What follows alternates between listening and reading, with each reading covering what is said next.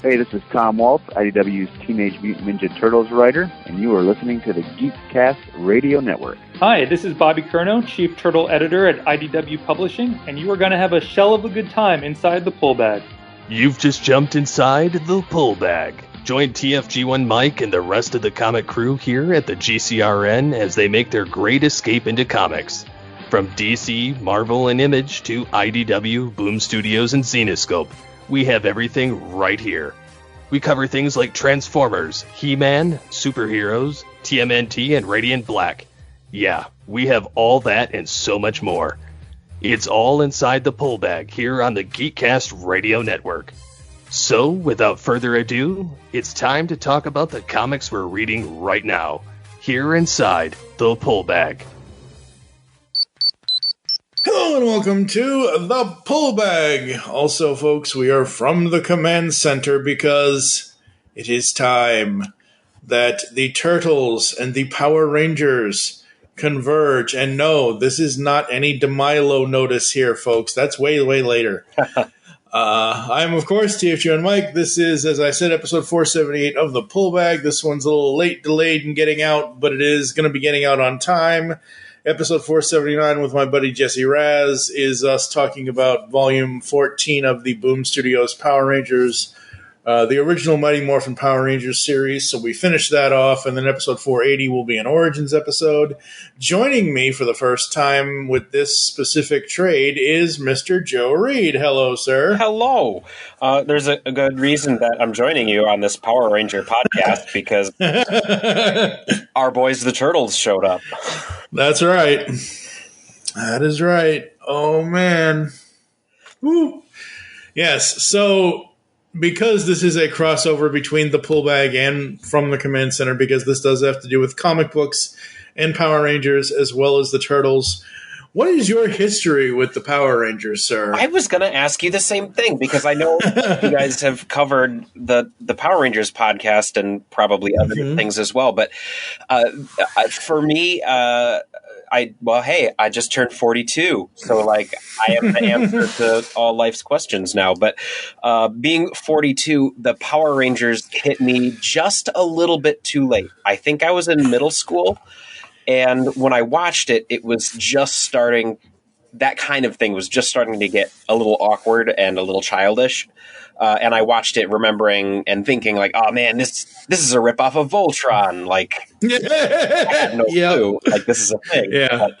But, I watched it. It was martial arts and giant robots. All right, that's cool. And I remember at one point, I think in 8th grade, my friend Eric and I went to the movie theater to watch the Power Rangers movie because, we were, too cool but no, we went, and I remember making a joke with the lady behind the ticket counter. Yeah, we're previewing it for his sister. Yeah. And I'm like, 12 years old. So that joke didn't directly plan across, but I respect the Power Rangers for what they are. And I think that given an interesting, mature adult take, there might be something way cool happening with it. I really think it needs to be animated, probably by the people that did Voltron. But no, it's amazing and it's cool, and an entire generation of children have been inspired by the Power Rangers and everything else, all the other iterations of them that have come after that.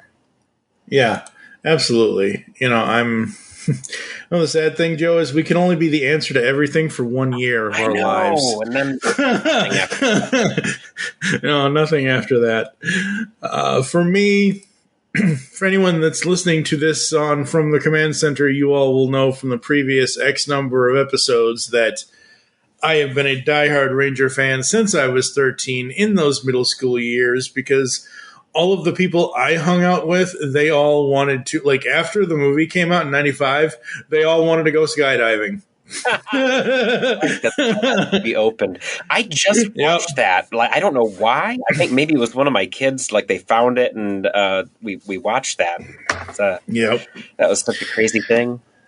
Yes, it is. And I have had the pleasure over the years, since 2011, since we started From the Command Center, to talk to several of the people that worked in Rangers. may he rest in peace, but I did an interview back in 2011 with both Barbara Goodson and Robert Axelrod. Robert Axelrod was the voice of Lord Zed. Oh, wow. And Barbara is the voice of Rita. I've also talked with Jason David Frank, Karen Ashley, Daniel Southworth. Who else have I talked with from this show? There's a bunch that I still want to talk with. Yeah, I think those are the main four that I've talked with.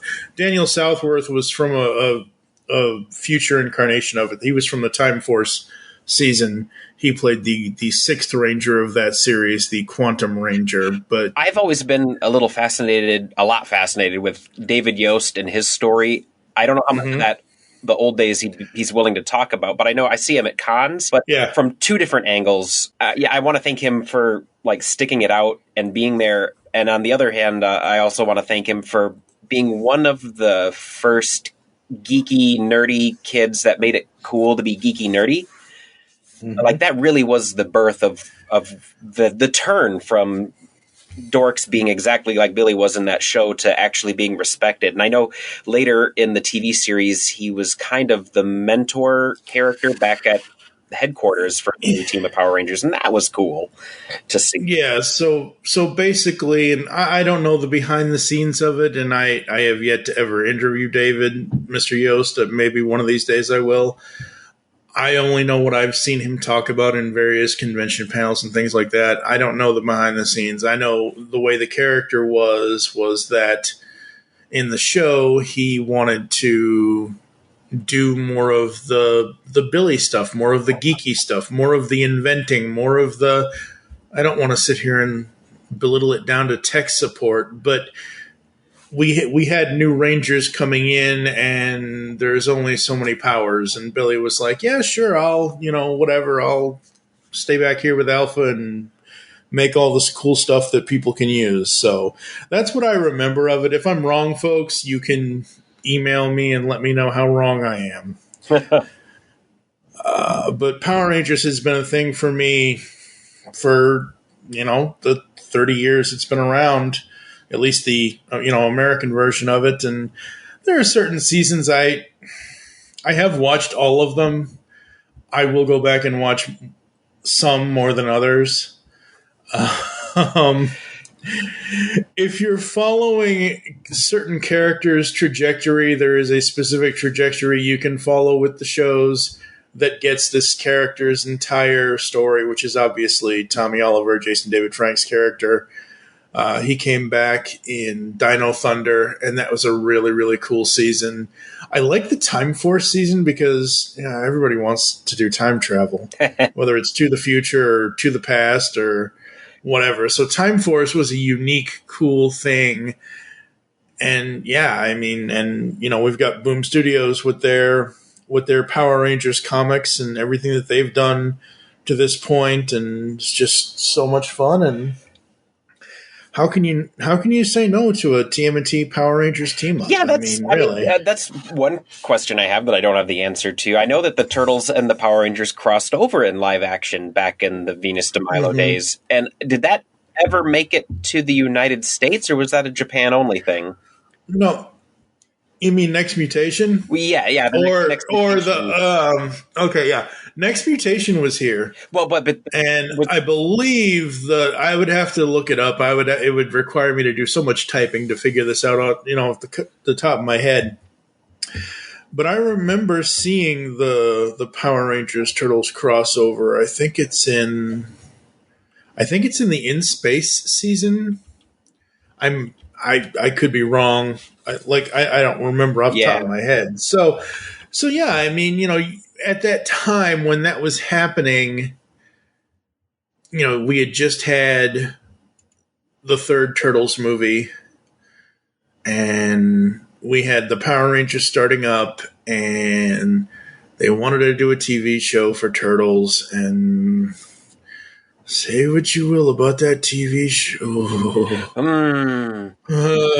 I should watch that with adult eyes. I mean, that I don't know the year of that, but that was definitely when it was not cool for me at that time to be into the. It looks like it was 1998. So I was high school. 98. High school graduation. I was probably busy, but yeah, the weird thing though. I mean, and maybe it's just from knowing that they crossed over back in the day. The Power Rangers and the Ninja Turtles, it seems like a very natural crossover. Yeah, I mean, we've had other things cross over with Turtles. Like we've had Turtles Ghostbusters, we've had Turtles Batman, we've had what Turtles else? Power Rangers. No, I'm sorry, Turtles X-Files. Yep. Golly, what other weird Transformers in that one issue? Yeah. I haven't read those since they came out, and I don't remember being moved by them. But yeah, they've crossed over a lot, and I think that a lot of that has to do with the Turtles just being genre-bending things to begin with. Well, right, and plus, ever since, Turtles Forever and everything needing to have its own universe and needing to have its own prime dimension and everything else, I mean, the Turtles can come up against any character.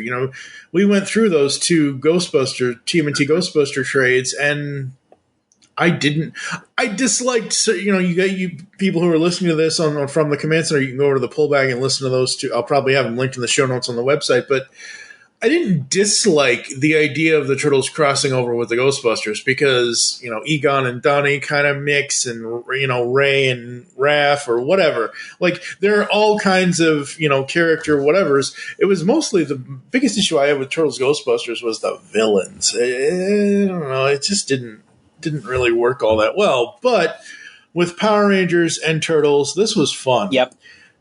To get this out of the way before I forget, it is written by Ryan Parrott, illustrated by Simone DiMeo, with assistance by Alessio Zano on issues 2 to 5, colors by Walter Baiamonte, with assistance by Igor Monti, editor. Letters are done by Ed Dukeshire, covers by Dan Mora. So that's what's going on here, and yeah, this was just fun. I love the colors. I love the art. Mm-hmm. We start with the Power Rangers, and they're doing their Power Ranger thing. The banter in this does not feel like what I remember from the show, but it feels much more rich, much more natural, fun. That's the thing. That's like, you haven't read the Power Rangers comics from Boom, which is fine. It's not, what they've done is they've taken the characters from the old series and told wholly unique stories with them and given them, like, there are plenty of lines from Billy that he says in this that I hear David Yost's voice in my head saying, oh, that is something that the character would say, and then there are other things where it's like, oh, this is the way this would be done. This is the way this would be done. And it's interesting and it's fun and it's not, we're not in the 90s anymore. Like, I don't mind nostalgic throwbacks, but you don't need to, and I know this is more 80s than 90s, but it bled through. I'm in the middle of rewatching the old 87 series. I've lost count how many times Michelangelo says dude. Not that it's a bad thing, but you know what I mean? Want to drive home those catchphrases. Yep. I mean, hey, that's what it was, and that's absolutely fine. So is just in case, we're on the Pullbag show, right? Not the Yep. So we're on both. We're on both. Ooh, we're definitely crossing over. Does this follow, or is it attached to the Boom Studios continuity? I'm trying to remember. I mean, it's probably like the Ninja Turtles, where they might mention it in passing without saying anybody's name. But also, I guess the other question I had about this then is the Boom Studios series its own canon, or is it a continuation or expansion of the TV show? So the Boom Studios thing is essentially its own canon, but it takes homages to, like, it gives you various things from the show. it does a multitude of things. Like if you ever, what's the one that Jesse always complains? We never got an answer about this. My buddy Jesse always complains that we never actually in the show we never actually get a backstory from the Phantom Ranger. Uh-huh. Well, the comic X number of 30-something years later has given us a backstory, origin story for the Phantom Ranger. So while they are wanting to tell wholly unique stories, they are telling them with the classic characters we know. The ones we just finished, volumes 11, 12, and 13, they did this cool thing where instead of just sending Zach, Jason, and Trini off to Switzerland like they did in the show because of the contract dispute for the actors at the time. So that's what they did back then. So when Austin St. John, Thoy Trang, I believe I'm saying her name right. I'm probably not. And Walter Emmanuel Jones, when they couldn't come to an agreement on whatever it was, I forget. Basically, whatever happened behind the scenes in the show, those characters, Jason Lee Scott, Zach Taylor, and Trini Kwan, they were sent to Switzerland to some World Peace Summit. It was the easiest thing to say in the 90s. Oh, they're just away at the world because they had new red, yellow, and black Ranger, new actors come in. Well, in this, they make in the Power Rangers comic, they make it work because they are now in the Boom Studios continuity. Those three characters, instead of yes, they do go to Switzerland, but they're going to Switzerland because they're still the yellow, black, and Red Rangers, except they are now called the Omega Rangers instead of the Mighty Morphin Power Rangers. So it's this whole big universal thing that, like, I should have been prepping you for the last 2 weeks. But yes, essentially the Boom Studios canon is its own canon, but it doesn't just say we're just going to take the character names and you're not going to know anything. No, it takes it's just like the just like the IDW. It's just like the Turtles from IDW, where it's a love letter to the franchise. The Boom Studio stuff is a love letter to the Power Rangers franchise. So in this trade, Mighty Morphin Power Rangers, Teenage Mutant Ninja Turtles. Wow. There's a lot that happens here. I know we're going to start with issue 1 here, but, you have Mikey and Donnie and they're fighting who they're fighting, and the Power Rangers are fighting who they're fighting, and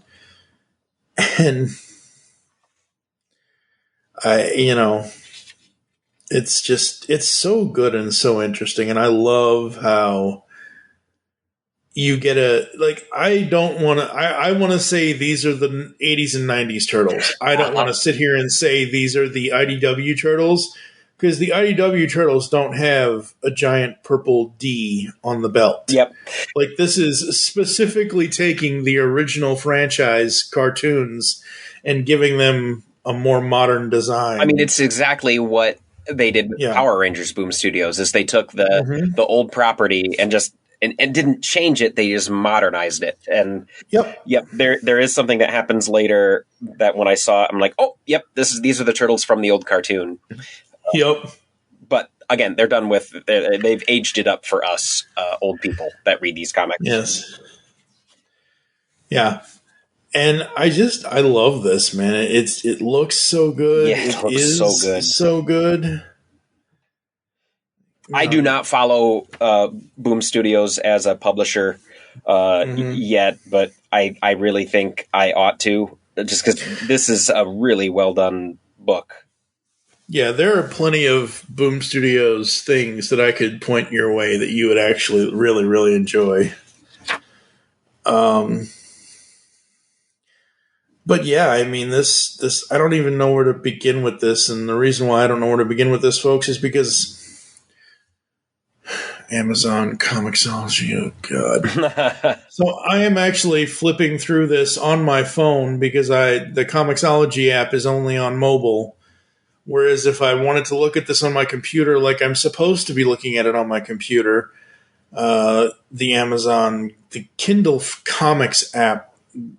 Kindle was made for books, folks, not comics. So, So I don't think we're going to go beat by beat with this because it would take us way too long. The wonderful thing about the book, though, is that it when it jumps back and forth and when it goes from issue to issue, it does not let up. Every page is important. Every page is something.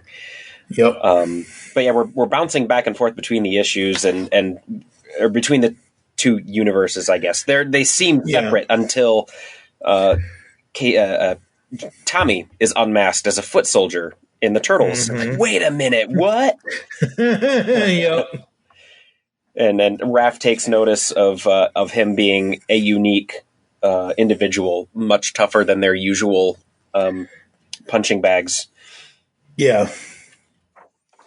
Yeah, absolutely. And then back in the Angel Grove universe, the Power Rangers are lamenting the fact that Tommy has been gone missing for a long time. And he hasn't used his morpher, so they don't know where he is. They can't track him because he hasn't done that. Yep. And he eventually does do it, though. Oh, yeah.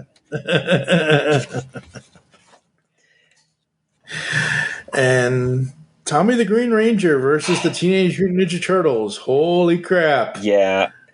That's been an interesting thing for me, too, is like I don't know exactly what morphing does for you as an individual. I think Shredder does a good job of describing it later, but could the Turtles, who are essentially maybe upper level human strength, could they take on a martial arts expert with the power of this morphin alien technology?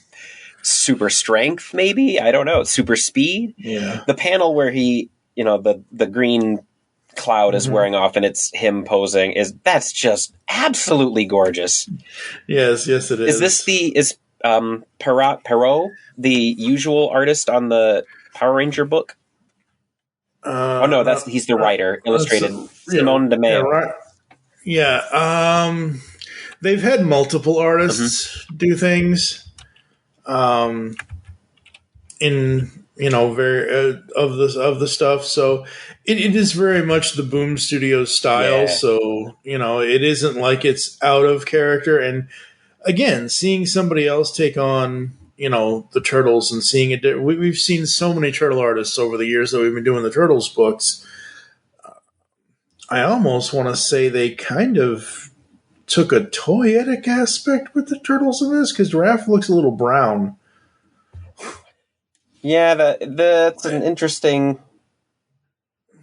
Now I have to look at that. There's one of the other things about the coloring of this issue is the light work is exquisite. I mean, everybody looks the right color, but they're standing in different colored lights, and that is incredibly difficult to pull off. Having characters who are different colors all look they're lit by the same light source. That might be Simon De Maio. He's Italian, so I don't know how to pronounce it. I apologize to everybody involved. Yes, we never pronounce things correct around here. It just means we need to interview these people and have them say their names for us. Exactly. This art is incredible. Yes, it is. But so, we're getting our question answered as to how the Turtles would stand up against a legit superpowered individual, because it seems like a pretty balanced fight between 4 Turtles and Tommy. Yeah. I mean, the thing of it is that so the Morphin grid is what gives the Power Rangers their powers. It's what gives them their energy, their enhanced strength, and whatever else, and all of that. So the only real like in some series, not necessarily this, but in some series they have certain special abilities, but in general, it's basically, here, put this spandex on. You now have morphin energy running through you. You can punch people you couldn't normally punch before. Mm-hmm. So it isn't really like, what am I gonna compare this to? It isn't like Superman getting a. Mm-hmm. I don't want to say red kryptonite, but whatever kryptonite color that isn't green that kills him, that actually gives him different powers. This isn't like that. Mm-hmm. When they morph, yes, they get super strength and they get the traditional stuff, but they're still martial artist fighters. So them fighting and it looks much better having the Turtles fight the Rangers in the Ranger suits versus having the Turtles fighting a bunch of martial artists from Angel Grove without the Power Ranger suits on. Like, why are these mutant turtles trying to beat up these kids? Yeah, what do these kids do? We're just trying to drink our juice, man. Yep. Oh, and then the final panel of page 1, the Turtles are fighting the Power Rangers, and they're shouting their catchphrase at each other. It's just... Oh, that's not the final panel. I was surprised. No. Yeah, no, it's not the final panel. So we get through this fight, and the first chapter, the first issue, ends on Shredder, where he says, Oliver will bring me what I require, and the Power Rangers will be mine to command. Yeah, this Shredder seems a lot like the IDW Shredder to me, more so than the old animated series. But that's what you do when you're Boom Studios and you get to modernize an old property like that. Shredder is he's as perfectly sinister and terrifying as he is in the IDW series. This is not the man you want to end up with any kind of superpower or mega technology. Nope. So we get to the second issue here, and the reason why I keep saying chapter is because in the actual trade paperback they do chapter 1, 2, 3, 4, and 5. They don't just say issue; they say chapters. So yeah, we get New York City. They're all fighting with their weapons. That opening panel with the banter with the weapons is hilarious. I love it. It's exactly what you would expect from the characters, but given more reality and more depth, and more character. It does kind of make me wish I were reading the Boom Studios Power Rangers. I might have to go start finding some trades. Because absolutely the IDW series is what I would want from my Ninja Turtles as an adult, and I think the Boom Studios is what I can get into for the Power Rangers as an adult. Yeah, absolutely. And it's just so good. I don't want to spoil any of the Boom Power Rangers stuff for you, but there are plenty of stories that are in there. That first, I believe, what is it? The first 30 issues are just all amazing of that first Boom run. Yeah, and when I hear people talk about the Turtles wanting them to be more mature, and I think when I hear that, I hear them saying more adult, more cursing or violence or anything, and I don't need that from my modernized properties. I just want it to not treat me like an idiot. Yeah. And this comic does not do that. It is wonderfully respectful of the original property while making it a wonderful tone. Yeah, absolutely. Yeah, the tone is great. Just because we say adult doesn't mean we need to hear some schizophrenic lady, shit, fuck, damn, fuck, shit. Raphael doesn't need to curse. Leonardo doesn't need to take anybody's head off. I mean, if it is something that works, if something happened to Raph in this, and he's, already gone under the sewer, but you have somebody, walking on the street above the sewer grate, and you hear this loud ass damn, Well, we know what that's referencing because, hello, it's fine if it's a reference. And yes, when we say adult, we mean not just 90s for kids. Kitsch, KITSPH, yeah. And this whole series and the 5 issues that I've read of these Power Rangers and with the crossover, like this is a book that my kid could read as well. Like it's not adult like that. It's adult like I don't feel insulted, and it's still appropriate enough for my kid.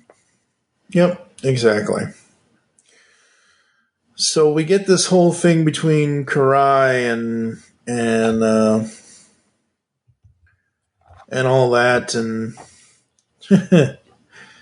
we get to one of the best homage shots in the book, and this is just silly though, but for me, where we end with "You've done well, Tyler." Oh no, that's what it is. I'm sorry, it's not Karai. It's Tommy and his buddy Tyler. I've been reading the Boom Studios thing for a while, and this came right before they switched into the new current series. So yeah, I don't know anything about Tyler, but I put it together who he was in this book. Like, okay, they knew each other, and yep. Yeah, so right as that panel ends, we get, bright, shiny New York with a giant Channel 6 building. I'm like, oh, that works. At least it's Channel 6 and not Channel 3 or Channel 5 or whatever. Well, this is another thing that I didn't connect the time, does cement it in the animated universe, mentioning Irma at Channel 6 with Vernon. Yep. Yeah, absolutely. The April and Kimberly being friends angle is not something that I would have considered or thought of if I were asked to write this, but it's a really good angle. I think it works well because I think that they can compare notes. Mm-hmm. And the general notes that they will probably be comparing is, oh, those guys, they're just a bunch of guys. Like, I'm currently watching through the 87 series, like I said, and I'm up to like season 5. Like, I'm on the second Leatherhead episode. It's the one where it's Leatherhead meets the Rat King. So it's the one with Leatherhead and the Rat King in it. And I've watched enough of the 87 series now, even though I didn't really remember it much from being a kid back then, where I can say this April and that April are pretty much the same April because I hear Renee Jacobs' voice in my head. I almost said Judith Hogue, but it's not. That's the movie. But, I can hear Renee Jacobs in my head and I can hear Amy Jo Johnson as Kimberly, So, yeah, it works very, very well. And that's the cool thing about this crossover is that almost everybody has somebody like Donnie and Billy are talking, and Zach and Mike are paired off. Tommy and Jason. Mm-hmm. I'm sorry, wait. Tommy and Raph. Yeah, because they like to fight. A little crankier. Yep. I think Leo is really the only person who doesn't get anybody. Yeah.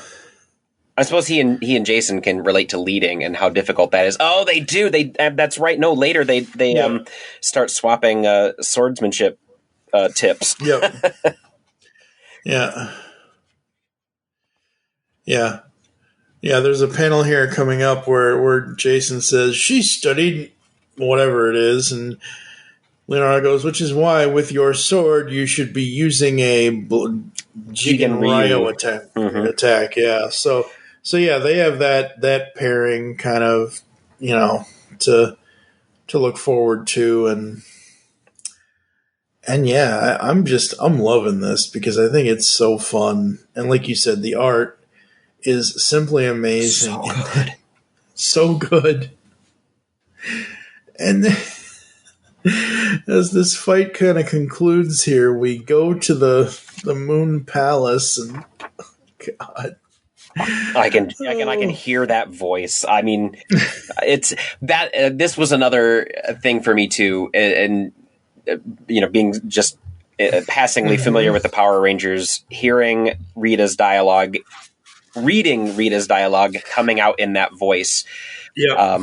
It's not just the villainous that she is from the show, but she's just as scary as Shredder.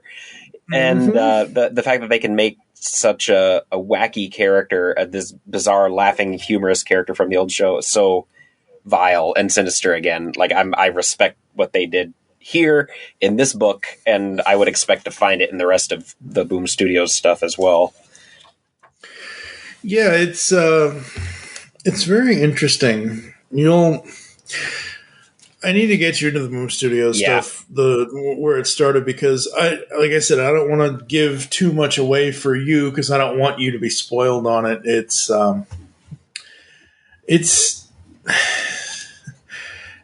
a very unique take, and it's very refreshing, and it's very interesting. And well, I think I might know where you're going, and I'm just going to take a guess that there is something.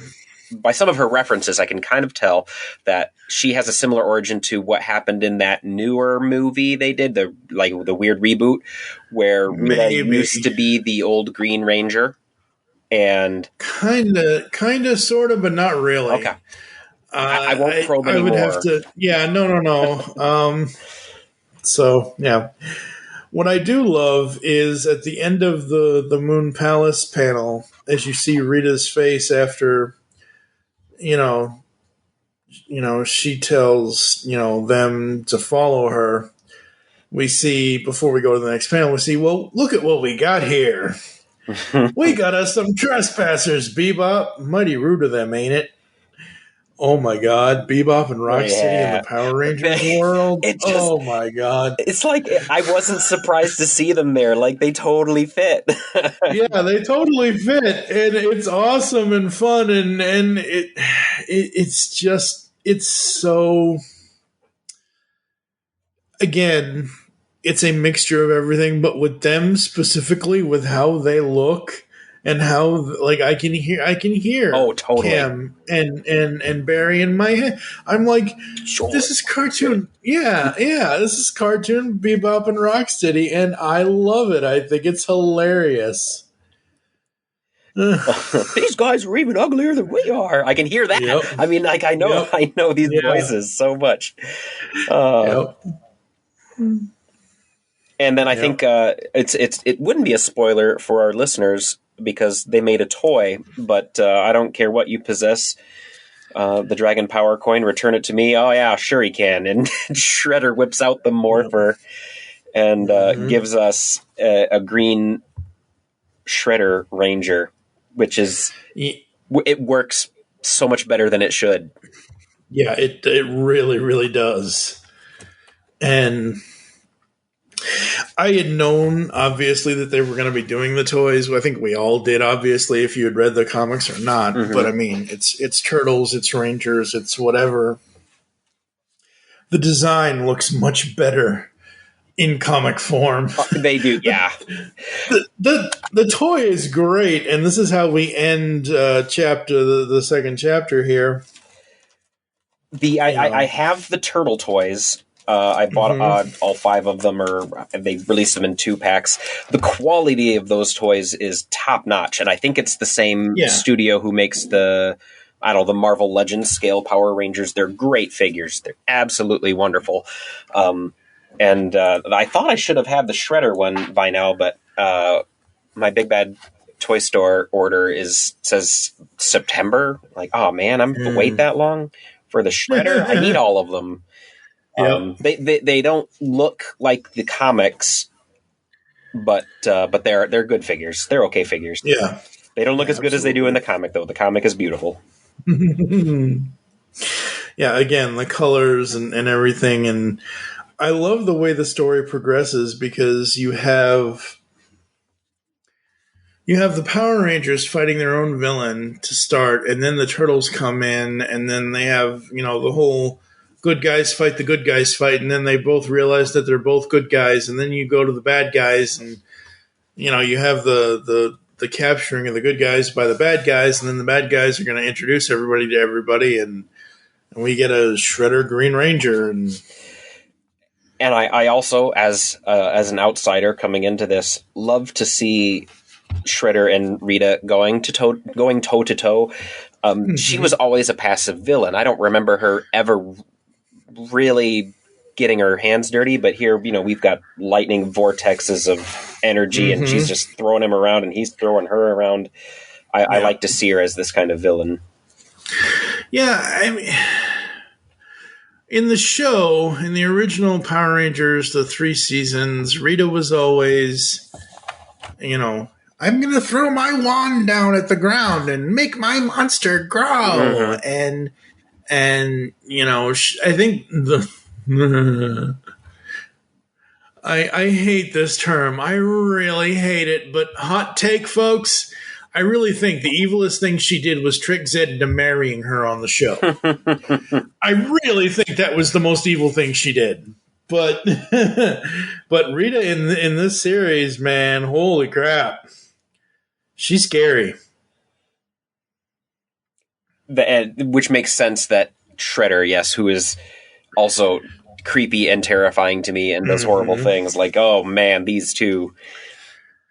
And it doesn't, in the Turtles series, it doesn't go the way that it went with Krang and the Shredder. Krang and the Shredder met in the Turtles series and were like, nope, this isn't going to work out. We're both too power hungry. I'm out of here. Yep. But these two are just demented enough to fight and want to see who ends up losing. Yep. And she just assumes that the Shredder is some fool, because we start the 3rd chapter here in the Technodrome. You fool, you've corrupted the Dragon Power Coin. I merely bent it to my will as I do all things. Which is such a Shredder line. I love it. Oh, yeah. Yeah, absolutely. Anybody who's only ever known the Shredder from the cartoon hears, like, yeah, that's totally Shredder. And they're like, what are you talking about? He's a Kmart villain. Like, no, read the IDW series. It's Yes, read the IDW series. And I will say, and I don't know what was going on, but again, I'm going to reference the fact that I've been watching through the series. There are a number of episodes where it is not James Avery as the voice of the Shredder. Really? There are a good number of them where the voice acting is completely off. However, I did find out that when it isn't James Avery, it's usually Dorian Harewood who does the voice of the Shredder in the animated series. Huh. Now, I'm not saying that James Avery isn't there. He is, but he is not the voice of the Shredder in every single episode. Why are you typing on my podcast? I'm sorry. I'm looking up who Dorian is because I've never heard of him before. Oh, he's done. You know him. You know who Dorian Harewood is. He's done plenty of stuff. Okay, yeah, totally. All right. Yeah. So, but yeah, no. So, but yeah, you're right. I mean, I read those lines. I bent it to my will. I hear either James Avery or the original movie Shredder. Original movie Shredder for me, totally. Yep, absolutely. Oh, that line. Oh, his whole speech in the. I love that. Yeah, absolutely. And so we get to more of this battle here, and we see Rita and Shredder going after the Turtles, and we see them. What the heck are they doing here? So we get that with Bebop and Rocksteady and all that, and then we get back to Tyler versus Tommy and their debate over who abandoned who. Yep. And why Tommy can't reach him. Tommy's captured at this point, of course, because Shredder has his morpher.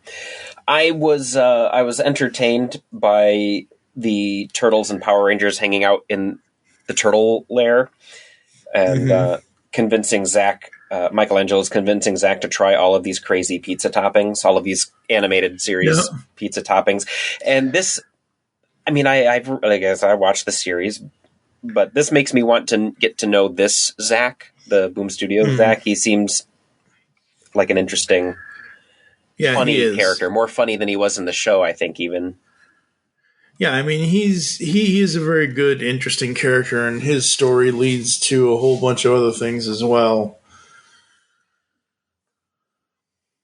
And yeah, I mean, I'm just loving this, and we got to comment on it every single time, folks. Anytime that we do, for you, those of you who are listening to this on the Power Rangers podcast episode feed, every time we see Splinter, we got to comment on it. And I didn't look this time. I didn't really study. It's so it's yeah. It's not bad. It's not dog-like. It's not grotesque rat-like. Yeah. It's very... Out of all of the turtle designs, it is very modern version 87. Yep. It's for those of you listening from the Power Rangers podcast side, it is very difficult to draw a rat and make it look not like a mouse. And so the designs for Splinter wind up looking a lot like a dog with pointy ears. Because if you give him round ears, it just doesn't quite look right. And so we should rate all of our Splinters, put them in order from most rat to least rat, and from best looking to worst looking. It's a very difficult thing to do, and I've tried to draw it, and it's very hard. Mm-hmm. And we get the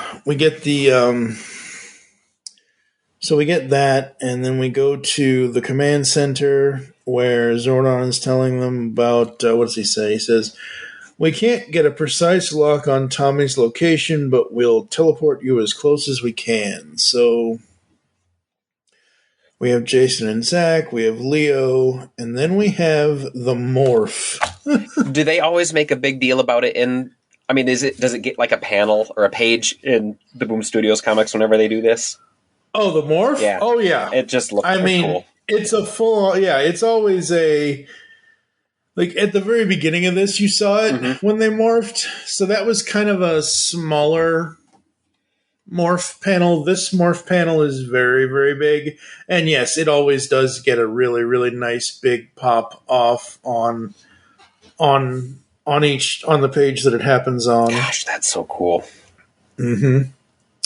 Very cool, very cool. And the one person out of all of this that I was not expecting to shows up. Casey? Yep. Really? That surprised me. At this point, I'm forgetting who exists and what, Casey? Casey, what are you doing here? And if this were like the Happy Days or something, the audience would be applauding as he comes up. Yeah. And then he'd have to stand around and wait for the audience to die down before he delivers his line, "Remember me?" Yep. Yeah, absolutely. He's hilarious, and it adds a whole new layer to the thing, and it's just, this comic is very fun. It's, you're right. He shows up, and then it's another character for the Power Rangers to relate to react with. And this comic is about relationships, and it more so even than the Ghostbusters one. The relationship thing that was happening in the Ghostbusters was just incidental and fun and clever and neat. But this is, how do these characters all interact? It's like a study. Yeah. It's a case study in how these two universes would interact. Yep. Yeah, exactly. And so, we get Casey and all that, and more battle and more fight and more everything, and send down your monster. And as we come closer to the close of this, and it just... I may have a rather radical suggestion. So do we get to pick our own colors? Have the Power Rangers have they done any other crossovers?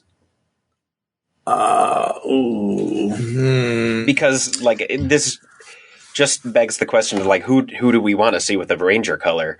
Who do we get? Who else can we give the powers to? Because that's a panel that says, "Oh nope, I've got to read that next. I've got to read the next one."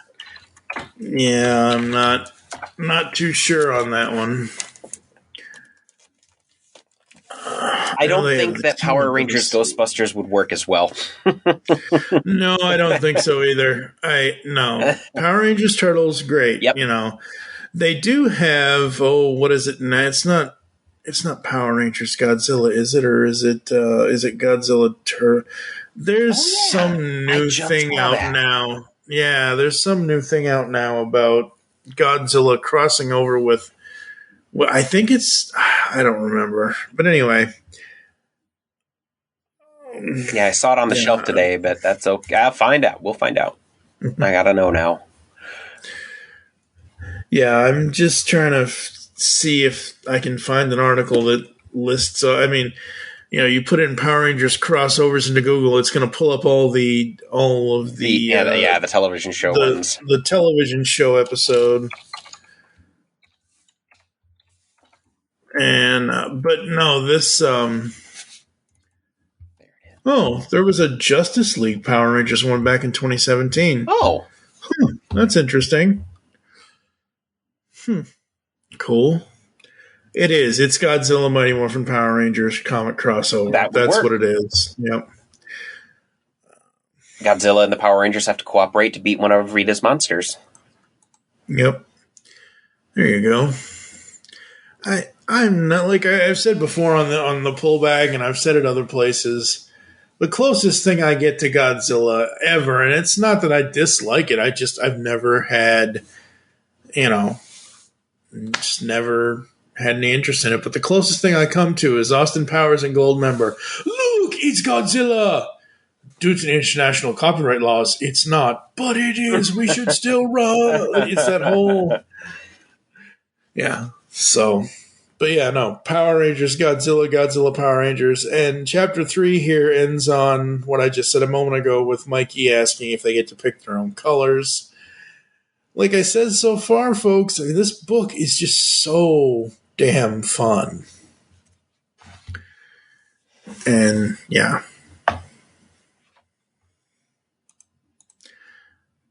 So and then the opportunity to purchase Ninja Turtle Power Ranger action figures was insane. I can't believe that was something I could do. They look great right next to my Star Trek Ninja Turtles. Yep. Yeah, absolutely. So since the Power Rangers have been depowered, issue 4 or chapter 4 in the trade starts with the Rita's monster in New York. The Turtles have to step up and defend it, but I don't think they foresaw the fact that they're Turtle Rangers now, and they get their own morph page. Yes, they get their own morph page, but I don't think Raph really understood what it meant choosing his color, because red in the Power Rangers universe, unless it's Tommy as green or white, but red is usually the leader. So having Raph kind of step into a leader role, sort of, because he's the Red Ranger. Yeah, and I noticed that in the dialogue that there is this weird kind of confusion among the turtles in this part. I mean, like the Morphin page puts Leo as Blue Ranger in the center. And it does make sense as to the colors that they're getting. Like maybe April should have been the Yellow Ranger, but that would have meant Mike would be pink. And maybe, but no. Don is the Black Ranger. April steps in as the Pink Ranger, which is way cool that she was brought in. And I do kind of advocate April being kind of a fifth turtle in that way. I don't like seeing damsels in distress. You're a part of the team. Let's go. Like Princess Allura, let's step up and kick some butt. Leo's Blue Ranger, and Raph, yes, is Red Ranger, but they do make some talk about that, I think. Yep. Yeah. Oh, man. And the other thing from this issue that I did not expect to see. So, so the Power Rangers are depowered. The Turtles have the morphers, and they're the superheroes now. What do you do with the depowered Power Rangers? Splinter gives them this beautiful, inspiring speech about being just as important, and you're still Rangers because the powers chose you. You don't need the powers.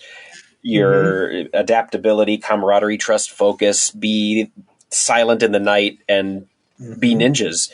And they don't get Ninja Turtle costumes, but they step up as ninjas. And I think that is way cool. Now, this is also another homage, though, even though I think, you're right. You were absolutely correct in, saying that Splinter's speech is inspiring and, because they are martial artists, they can also be ninjas. This also goes back to the movie because they get the Ninja Zords and they get all the stuff and they get the cool ninja suits, and Adam just has to be a frog, I guess.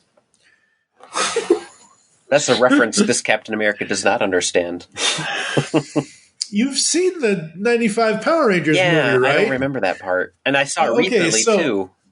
So when they do the morph sequence, when they go to Phaedos or whatever the planet is that they go to get the new power, and Dulcia goes through and says, Kimberly the Crane, Aisha the Bear, Billy the Wolf. And you pan over to Johnny Young Bosch, and in this deadpan sound, he says, she looks at him and says, Adam, what's wrong? I'm a frog. and the Dulcia character says, yes, like, a frog that becomes a handsome prince once you give him a kiss, kind of thing. And she kisses him on the forehead and he feels better about himself. And then you pan over to Tommy, who is like, and Tommy, you are the winged lord of the skies, the Ninja Falcon Zord. And I'm like, yep, that's on brand. That works. Oh. But yeah, Adam was never thrilled that he was the frog, but then he realized, oh, hey, being a frog is kind of cool. It ain't easy being green. Oh. So we get to, they go through the whole morph sequence, and we get to the, like you said, where the Rangers can still help with being ninjas, and we get this whole battle sequence, and just... I love Jason. You're right, creepy Dr. Villain. This will hurt quite a bit. Yeah, the Caucasian Baxter Stockman is what cemented it for me as animated. Yep, because it's the only time he's been white. Yep, absolutely. And sometimes, like, I wish by issue 4, chapter 4, this whole Tyler and Tommy thing, I wish they would have switched either Tommy's uniform or Tyler's uniform, because while I love purple, purple is one of my favorite colors. I will, die on that hill. There's just a little too much purple sometimes when you're seeing Tommy and Tyler fight in this issue. Mm-hmm. And I mean, we only see like a panel or two of them, but if it were important for me to know which one was which, they would tell me. And so as I was reading that and a panel coming up, a panel or two coming up, I just let it go. I'll figure it out. Yeah. For a minute there, I kind of had Justice Lord's Batman vibes, where there's a scene in the Justice League 2-parter Hereafter, where our universe, Kevin Conroy Batman, and the Justice Lord's universe, Kevin Conroy Batman. In the shot, they only ever show you either our Batman or the Justice Lord's Batman, but it makes it sound like he's having a conversation with himself. And it's so freaky, weird, and awesome. We get the Turtle Rangers power blaster formation panels here. Oh, that's neat. Yeah, this is very awesome. The accessories in the Ninja Turtles figures, it doesn't tell you anywhere in the manual or the back of the package that the weapons connect, but the weapons connect, and they hook together to make the turtle blaster. You have to figure it out because it's not easy, but it's cool. Yeah, I wouldn't expect them to make it easy for us.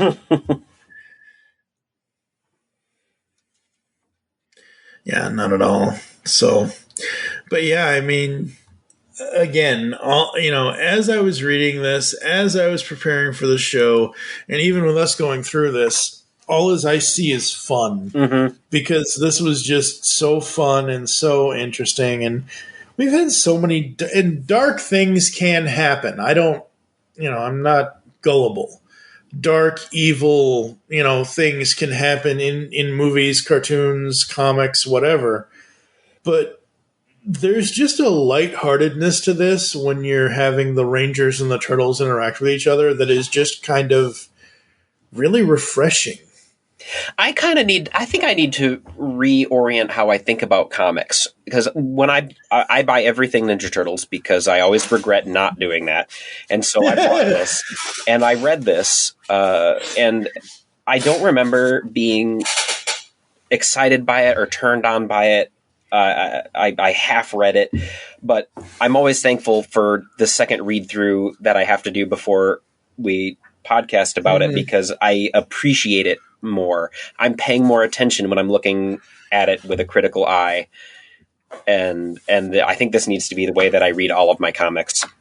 Well, I mean, the way I see it is, for you specifically, and this is just my personal opinion, whatever it is what it is, but you're a guy who buys comics because you want to, number one, collect them, but you also, number one, want to read them and read the story for yourself. Meanwhile, I'm the one over here saying, hey, Joe, let's podcast about this because I only read comics for podcasting.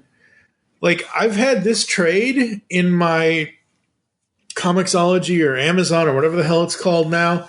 I've had it in there for a good number of years. Whenever it got released originally, I've had it since then. So, like, I've been waiting for a few years, like, because my thing is, if I had read this before we were ever going to do an episode and then we weren't going to do it until, let's say, 6 months from now, 6 months from now, me would be saying to you throughout this episode, yep, I remember reading that. Yep, I remember reading that. Oh, this is where this happens. This is where, like, I would have, so for me, I have to do that immediate, like, fresh take. Like, if I've read a number one and I want to do an episode on that issue's number one, I have to read it. I have to go grab somebody, whomever it is, and say, hey, what time can you podcast? And how I normally do it is when I'm reading to get the story is I will read it to get the story. On my second read through, I will what the hell am I trying to say here? I will pay attention to more of the details. Yeah. I will pay attention to more of the art. Like we've said throughout this last hour or so, this art is amazing and this art is great and the story is wonderfully written and whatever else. But my second view of this was, okay, I know what the story is. I know what happens. I need to focus on those morphins, the morph sequences and the morph splash pages and how it's all brought together kind of a thing. So that's why I end up reading it multiple times, either before, during, or after a podcast, is because I want to make sure I have more than enough, to go around to say, hey, I enjoyed reading this the 4 times that I read it, or what, you know what I mean? Whatever it is, like, I'm not just reading, like, I will never, if there's a comic I have read that I do not like, I will just set it aside. Like, okay, I feel like I kind of wasted my time on that, but I'm not going to sit here and make somebody else waste their time and then waste both of our times trying to record a podcast on something. I don't have time or any energy left for negative review style things. There are plenty of other people on the internet that can do a negative comic review. I ain't got time for that.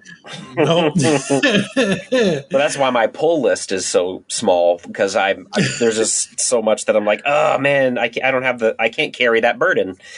Yeah. But my pull list is so light, it would not cost me much to pick up Power Rangers in trade a couple of times.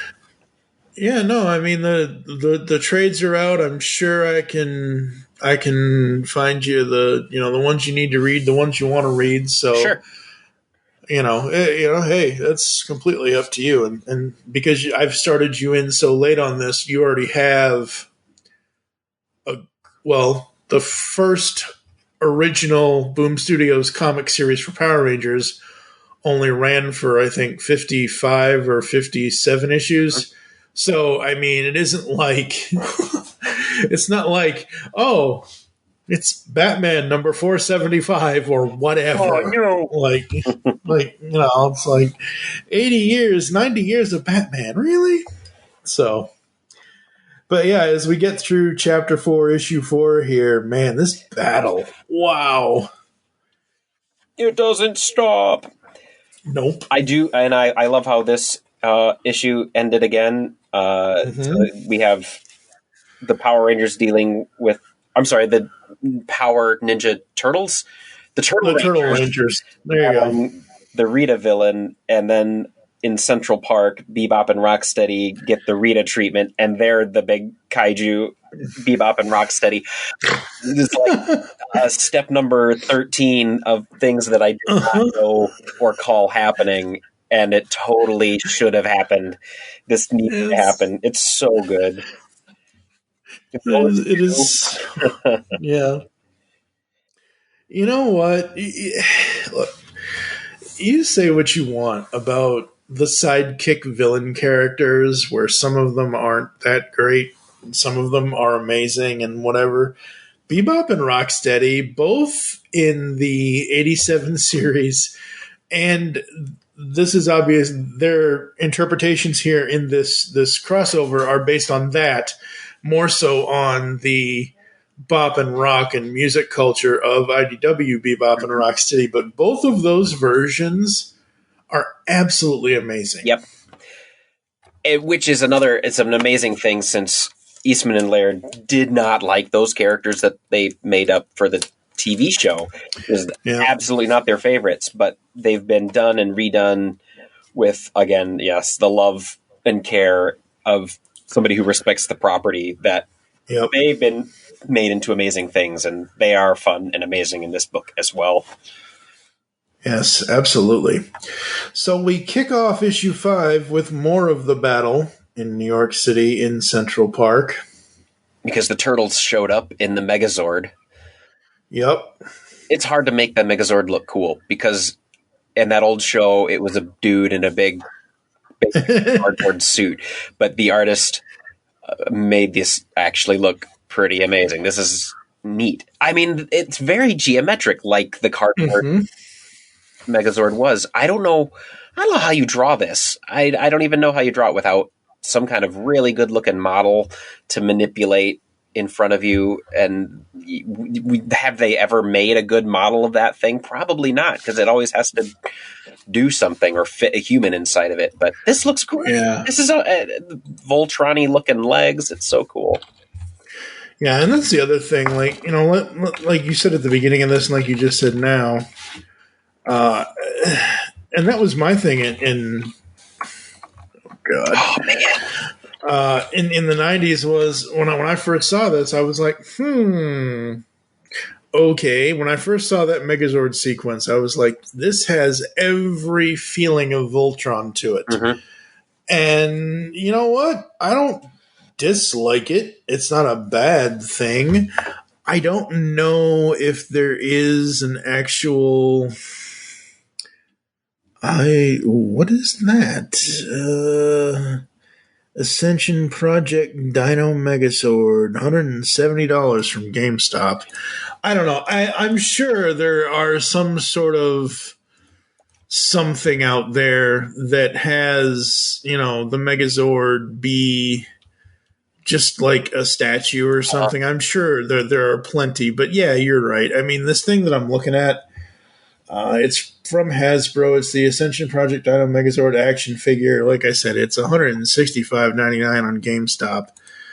But if you want just to leave it at, like, you want to get it, combine it, and just leave it as the Megazord, it looks pretty damn accurate to the show to me. I am confident that is the toy that they used for the model of the drawing. looking at on the saber-tooth leg where the wheel is, and then my favorite panel, the kaboom, kaboom, kaboom, with that huge foreshortened view from the yellow foot all the way up to the head. That is, that's so hard to draw. I know foreshortening those weird geometric forms like that extremely, it's so hard. It's so well drawn. Yeah. Yeah, the art in this is amazing. So, but yeah. Let's see here. Several times throughout this issue, this series, Donatello has called out some of the funny Power Ranger things, like, so are their clothes underneath their spandex now? Or the one thing that I did not see called out that I expected to be called out was Shredder playing the flute through the helmet with a faceplate.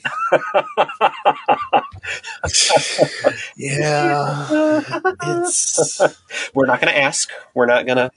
Nope, we can't. But I'm surprised Donatello didn't. I'm surprised Donatello didn't either. But, that would have been a good joke to make. I mean, they have made that joke in the past, though. I mean, because, seriously, like, you really can't blow. You can blow on that flute, but you're not. You're basically just putting it up to your mouth and pressing the buttons, and the buttons is what makes the sound. Oh, I got it. I guess. I don't know. That's my new headcanon. Thanks, Mike. I could be wrong. I don't know. Hell, it totally makes sense. Even 13-year-old me always saw Tommy or whomever was in that suit, in the Green Ranger suit in the show, when he would just, he would hold it up and he would start playing the buttons. And I'm like, oh, okay. So he's not actually playing that instrument with his breath and his vocals and actually playing the instrument. He's just playing the instrument with his fingers, because that's just how the toy worked. That was exactly how the toy worked. See? So headcanon. Thanks. There you go. I guess I don't know these things. I don't like. That's just the comfortable way to hold it. Yeah, there you go. Another delightful thing that I noticed as the Megazord falls down is how the turtles' pupilless eyes show up through the helmets, which you don't usually see when it's just the regular human Power Rangers under there. But that is neat, and it makes me want to go over into the other room and look at the Power Ranger, the turtle toys, to see if they had eyes on those figures as well. But that can wait until after we're done recording. You all can look it up online, listeners, and find out. Yep, absolutely. Yeah, I have only. I mean, okay, yes, I said I read this 4 times before we started doing this, but really, that 4 times was to get, like I said already, every aspect of the thing. But now that I'm thumbing through this, I'm like, and there's a panel here close to the end of the battle where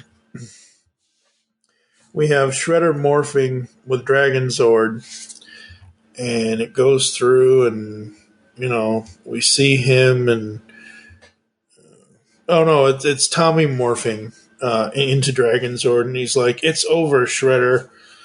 And we get this panel of Shredder where he says, "I will die before surrendering to you."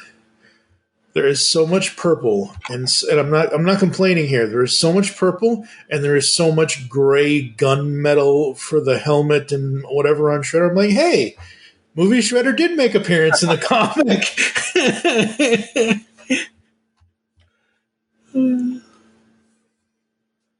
Oh yeah, there we are. Yeah, the depowered. The depowered Shredder. Yep. Yeah.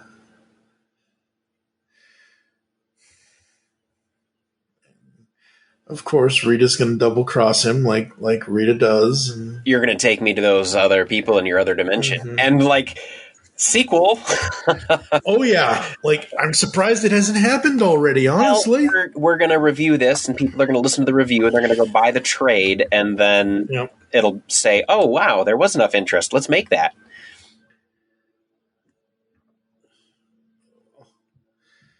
And look, I don't mind having some Choco Puffs on my pizza. I don't even mind the idea of this is at the very tail end of one of the first 10 episodes where I think it's actually one of the first 5 where April's like, give me a slice of the bananas and sausage, will ya? I don't even mind that, but I'm sorry, Michelangelo and Zach. Grasshoppers, bananas, and coleslaw. No, I veto that one. And we have a nice little moment between Kim and April. We get moments here at the end with everybody. Yeah. And I think that's really, really awesome and fun. Because I think a normal comic would have ended it by now, but we get to see the afterglow and the conversation of them sharing and still more relationship building. Yeah, absolutely. I think we could have a shared universe here. The Power Rangers can exist in the Ninja Turtles universe. Let's do it. I mean, if Venus can exist, so can the Power Rangers. I am confident. You know what? Let's hold off on spoilers. But I think it's going to be all right. I think Venus will be redeemed now. Yes, after 24 years, she finally gets into the comics. I tweeted I tweeted at Sophie and got a reply, and I'm just ecstatic. So you should save that. So yeah, at the end of this, like you said, everybody's doing relationship building, and the very final panel is Raph versus Tommy. Let's figure out who the better fighter is, and that is so cool. Yeah, and Jason David Frank, is that his name? Mm-hmm. The Green Ranger. Yep. I don't pay attention, but you can't help but see how excited he is to be there for the fans, and how excited he is about the character and the sincere love, and how much he's willing to share with everybody. And I see that energy coming out in this version of Tommy as well, the Tommy who wouldn't be afraid to let somebody fight him as the Green Ranger, who's like, this is my life, man, we got to see. Raphael would do that, and Tommy would help him out. Yeah, no, absolutely, yeah. And that's the thing, like, he is, if you look at the Power Rangers and you look at the actors, and they've gone on and done other things, but I mean, Power Rangers, you look at Jason David Frank, and yes, he's been in other things. Yes, he's done other things, but he is there is. It's one of those things where you can have an actor that can, like a lot of voice actors. Take Maurice LaMarche, for example. Mm-hmm. Maurice LaMarche can voice from Inspector Gadget all the way up to whatever, the Brain from Animaniacs, or whatever. Grumpy in the 7D. Like, Maurice has a wide range, and we know him as multiple things. And then there are people, just in general, who are in acting, who you know them for one thing, like, just you know them for one thing. And that's the one thing you love that they do, because that's who they are. Mm-hmm. And with Jason David Frank, I personally believe, obviously, he has embraced that with his Ranger past and everything else, and he loves to. That's why he's doing his whole film thing, Legend of the White Dragon. It's this, Kickstarter thing that they did a couple of years ago, and they got the funding finally, and they're going to be doing this whole unique version of Power. It's not.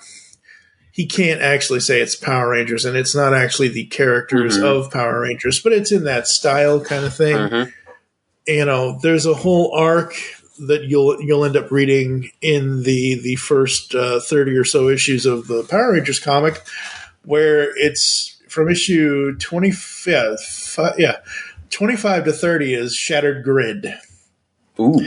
And they did a Shattered Grid trailer, and they did a Shattered Grid short film to just kind of tease the whole thing, to tease the whole event and everything else. And he came back and he got in the suit, and because the Shattered Grid storyline basically is, and this isn't spoiler, it's kind of a spoiler for you, but it's an evil Tommy from a different universe kind of thing. like what would have happened if he took a different path kind of thing. But it's so fun. It's so well done. The same thing here with Power Rangers, Ninja Turtles, Power Rangers. I absolutely love this story. I think it is so fun. At the back of the trade, we also have a cover gallery, which is basically just all the various Power Rangers helmets with the various, like each of the turtles holding each of the colored helmets. So we had various... Good Lord, there are a lot of covers for this. There are a lot of covers. That was very difficult for me buying a single. Yeah. I was like, wait, which? Because they're not numbered on the front. And I think you have to go. I don't even think it's numbered on the back. I numbered my the boards in the so that I could actually tell what issues were which. Yeah. Yeah. I do love, though, that we get all of the turtles holding, like, the red, the pink, the yellow, the blue, the black, the green, and then you get Shredder holding the red, or the yellow, the blue, the pink, the black, and then Shredder holds the green, red, white, and then he also holds what is Draken's cover or helmet as well. No, this is fun. This is so good. In the trade, we also get character gallery designs from the artist, and it's so good. It's so fun. Everybody should check this out. Mm-hmm. It's just an enjoyable thing. Yeah. I'm going to buy it in trade and make my kids read it. Mighty Morphin Power Rangers Teenage Mutant Ninja Turtles, a crossover between Boom Studios and IDW Publishing. Pizza time!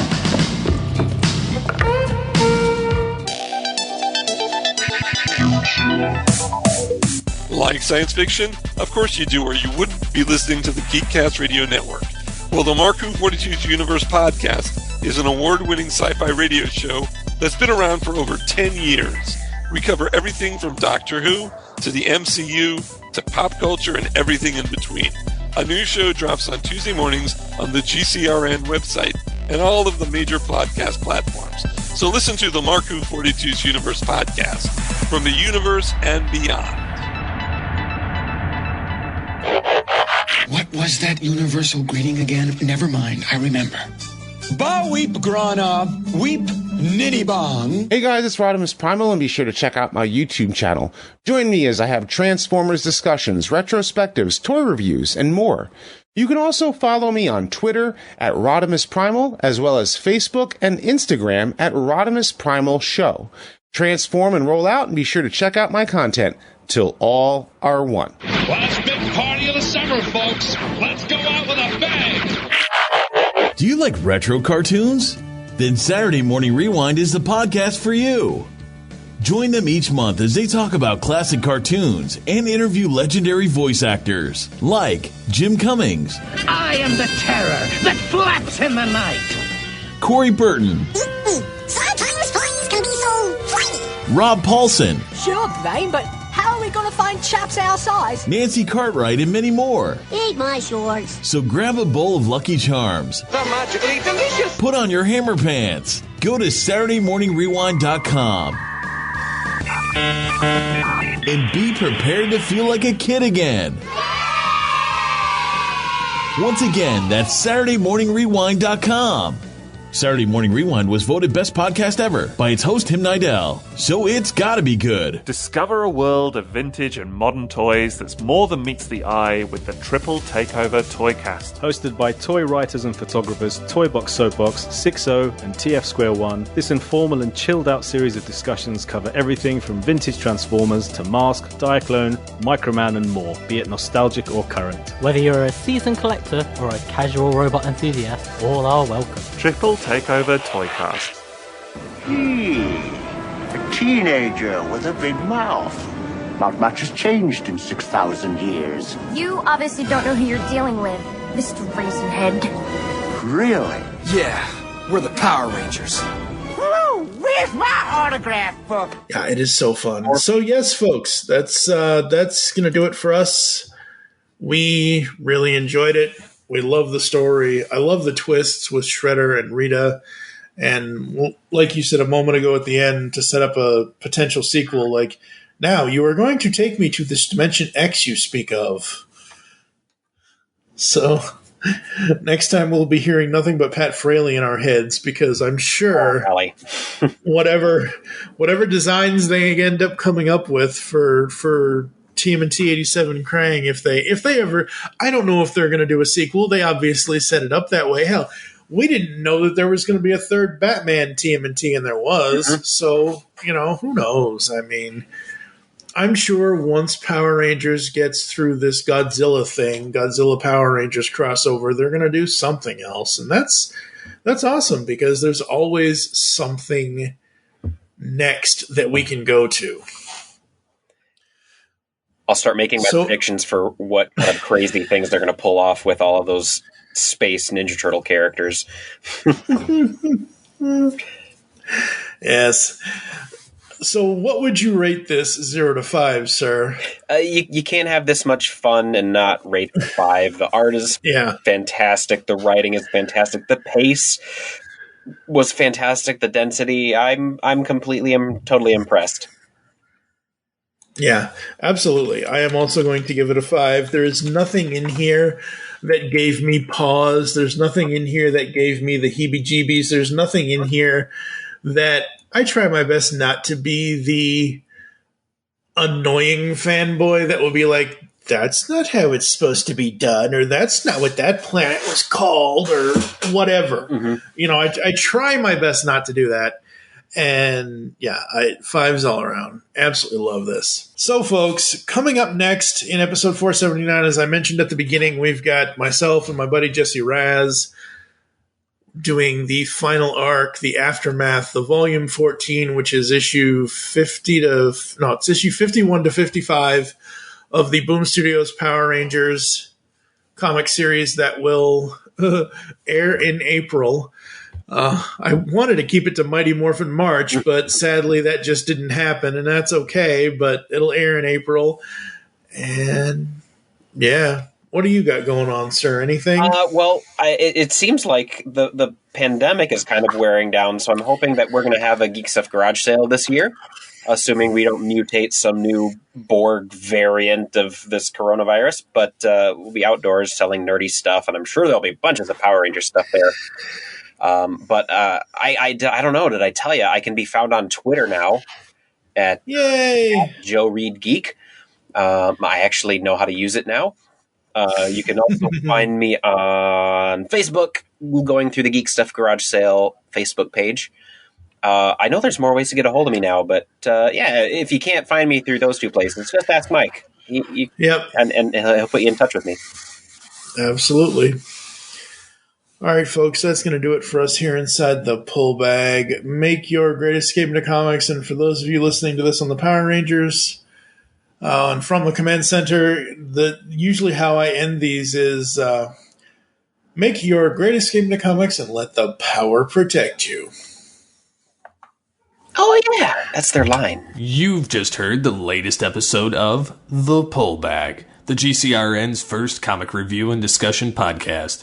There are several ways to get in touch with us and leave feedback for the show. You can visit the website, geekcastradio.com, where you can comment on the episode and all of our different podcasts. You can rate and leave a review for the show on iTunes. Be sure to leave us feedback. Become a fan of us on Facebook, facebook.com/thepullbag. Send us an email, feedback at geekcastradio.com. Follow us on Twitter at thepullbag and at geekcastradio. So until next time, make your great escape into comics and unleash the geek in you. And let the power protect you.